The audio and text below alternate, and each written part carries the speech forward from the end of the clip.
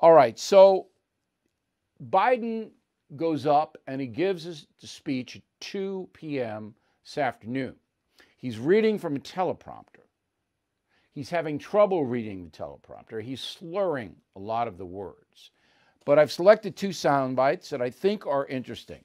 Roll the first one. Housing is a right in America, and home ownership is an essential tool to wealth creation and to be passed down to generations.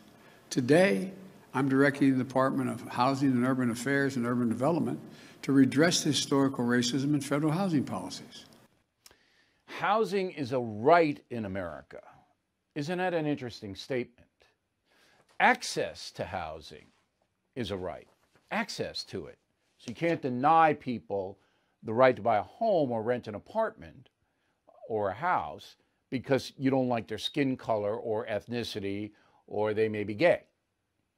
That you can't do. But housing is not a right, all right? Housing is an acquisition. So when I started my career, I had no money, zero. And I had to find a way to pay the rent starting with no money. And I worked my butt off to do that. I didn't have a right to a house right away.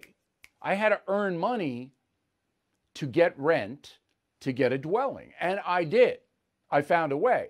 And I'll just tell you real quick, I wrote gag lines for a Saturday night monster show called Uncle Ted's Ghoul School in Scranton, Pennsylvania. I was a reporter for the station. I wasn't earning enough money to really rent a place. They would pay me nothing. So I did that to supplement my income. All right. I would have done anything. I would have flipped burgers because I had a place to live, take a shower, comb my hair. But I had no right to housing. It wasn't like I was going to walk into Scranton, Pennsylvania, and somebody go, "Hey, Bill, here, take this house and, pay me back when you can, but don't worry about it." But this housing is a right. It's a human right. This is the socialist Bernie Sanders stuff. You have a right to this, or you're entitled to that. Now, healthcare is a little bit different, okay? I understand that.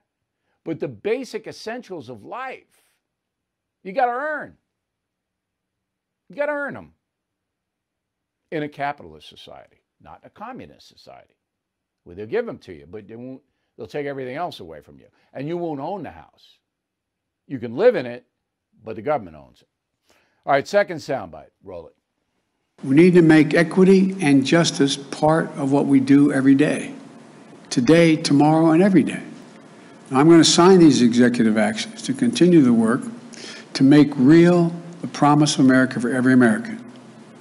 Again, I'm not promising we can end it tomorrow, but I promise you we're going to continue to make progress to eliminate systemic racism, and every branch of the White House and the federal government is going to be part of that effort.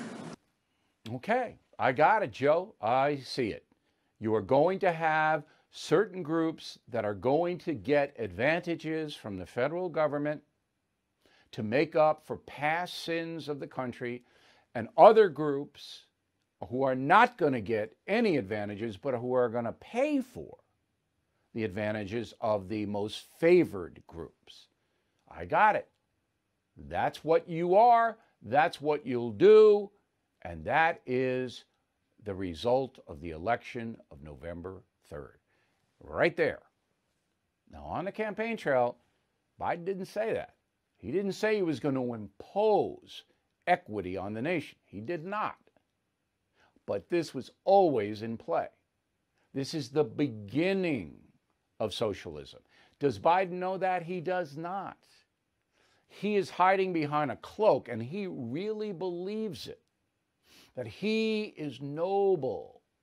He is the defender of justice, and he is going to make sure that the federal government of the United States imposes justice.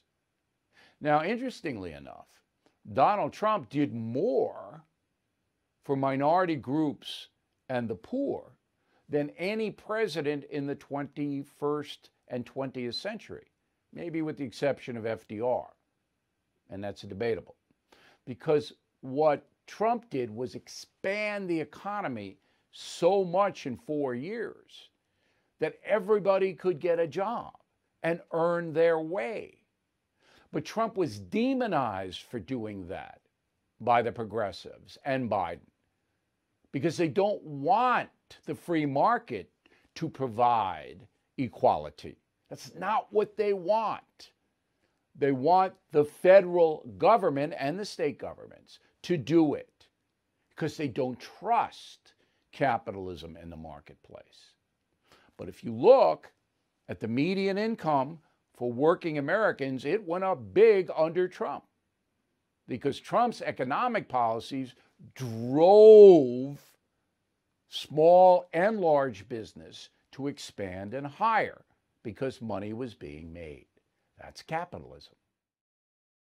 Well, Joe Biden is going to be president, and we may be in for some economic uncertainty. That's why now more than ever, I recommend you diversify with gold and silver.